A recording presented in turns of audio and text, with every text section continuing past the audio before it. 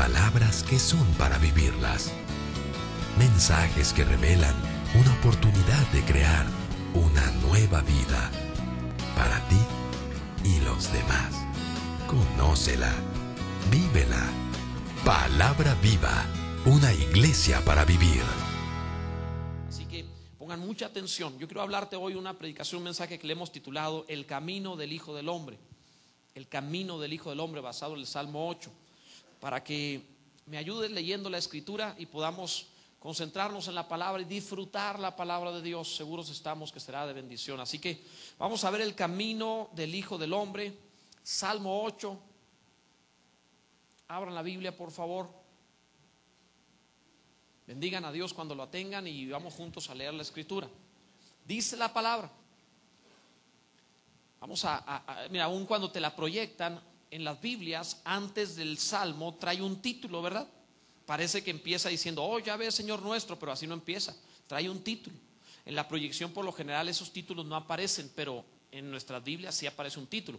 ¿Qué dice ese título? El título dice, al músico principal sobre Gittit, Salmo de David. Eso dice el título, ¿verdad? Es bien importante que consideres el título porque nos enmarca, nos da contexto de lo que David estaba pensando o experimentando para escribir este salmo. Y dice la Escritura, Salmo 8, oh Yahvé, Señor nuestro, cuán glorioso es tu nombre en toda la tierra.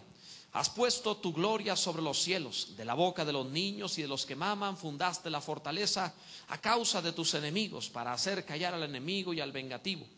Cuando veo tus cielos, obra de tus dedos, la luna y las estrellas que tú formaste, digo, ¿qué es el hombre para que tengas de él memoria? ¿Y el hijo del hombre para que lo visites? Le has hecho poco menor que los ángeles y lo coronaste de gloria y de honra. Le hiciste señorear sobre las obras de tus manos. Todo lo pusiste debajo de sus pies, ovejas y bueyes, todo ello. Y asimismo las bestias del campo, las aves de los cielos y los peces del mar, todo cuanto pasa por los senderos del mar. Todos juntos dice, oh Yahvé, Señor nuestro, cuán grande es tu nombre en toda la tierra. Bendito sea Dios. Los compositores suelen hacer sus obras musicales en base al estado de ánimo en el cual se encuentran. Una persona que está experimentando un momento alegre puede hacer una canción muy festiva que haga que el que le escuche celebre también. Hay canciones así, hay canciones que te producen un estado de ánimo alegre. Me gusta mucho el que se pueda adorar al Señor antes de predicar, porque produce también una respuesta en la gente para con Dios, una apertura del corazón para la palabra del Señor. Y en el mundo los compositores en este sentido son semejantes. Cuando están tristes pueden llegar a componer, a fabricar, a hacer una canción dolorosa, difícil. Vi un ejemplo por ahí de una canción así de ese tipo que se llamaba Gloomy Sunday, que significa domingo sombrío, y que era una canción que se le llama la canción del suicidio.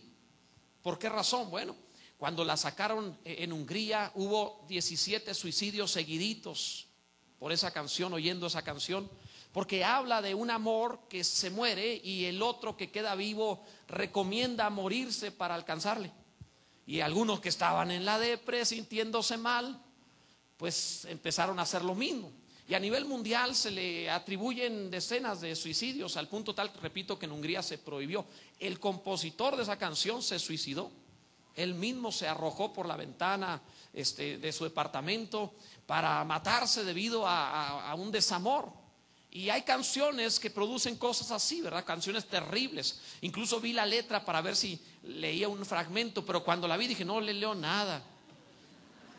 Está terrible, ¿verdad? No va a leer nada de eso, es horrible. Porque produce un pesar, un sentimiento terrible, ¿verdad? Estaba peor que José Alfredo, ¿no? Y la vida no vale nada, o sea, estaba feo. Entonces, cuando uno ve esa clase de cosas, uno encuentra patético al compositor y a lo que produce. Es la emoción que tenían. David se encontraba en un momento que para otros debería ser depresivo.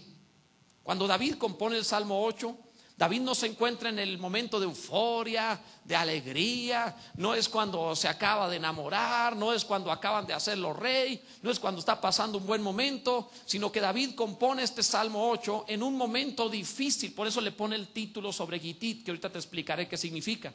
Y él se encuentra en un mal momento, pero no te encuentras una canción que te deprima, sino que comienza y termina con una alabanza. Oh Yahvé, Dios nuestro, cuán grande es tu nombre en toda la tierra.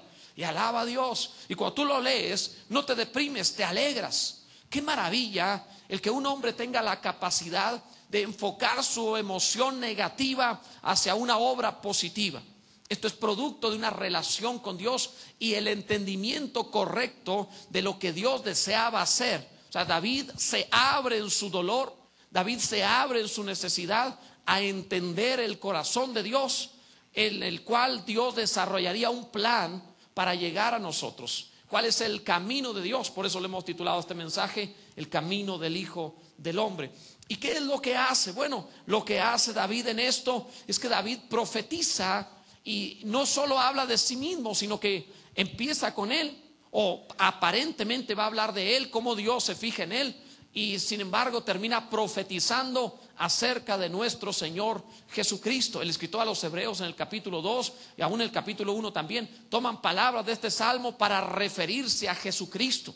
Tú puedes ver ahí el capítulo 2 de Hebreos del verso 6 al 9 que habla precisamente que esto se refiere a Cristo. Qué maravilloso es. El apóstol Pedro dice en el libro de los Hechos en el capítulo 2 que David era profeta.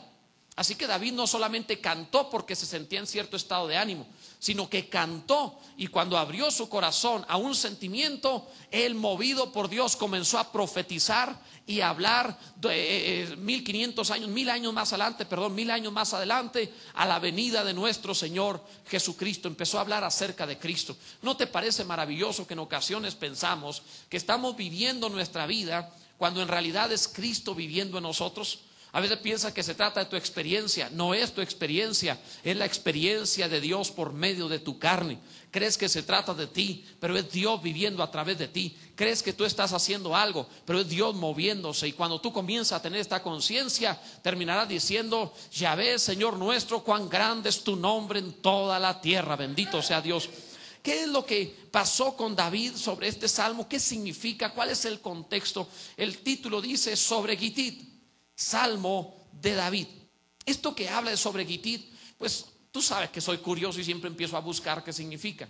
Y este sobre Gitit, muchos comentaristas batallan para saber lo que significa, y uno dice una cosa, otros dicen otra, y hay que considerarlo en sus palabras hebreas para entenderlo. Pero para algunos decían, ha de ser un instrumento de Gad, porque es lo que significa de Gad. Ha de ser un instrumento de Gad, un instrumento musical. ¿Te imaginas un instrumento musical de donde era Goliat? No vaya a ser alguna lira más grandota de lo normal, o para 6 dedos, ¿verdad? Como eran estos gigantes. ¿Te imaginas que dijera David: este salmo lo vamos a tocar con los instrumentos de Gad? Así que el que tenga manotas, que venga a tocarlo. O sea, lógicamente no puede ser eso lo que se trata. Para otros, cuando dice sobre Gad o sobre Gitit, para otros piensan que se trata en cierto estilo de música que se utilizaba en Filistea, en Gad. ¿Te imaginas tú a David pirateando la música filistea? Comprando en una esquina un CD pirata para de pronto moverle ahí. Imagínate eso, estar oyendo. Algunos hacen eso, algunos dicen es que necesito oír esa música para inspirarme. ¿Crees tú que el Espíritu Santo se le acabó creatividad y no te puede inspirar algo nuevo? ¿Crees que no te pueda hacer un estilo totalmente fresco y diferente? Créeme, la mano de Dios no se ha cortado todavía. Nuestro Dios es extraordinariamente original, gloria a su nombre.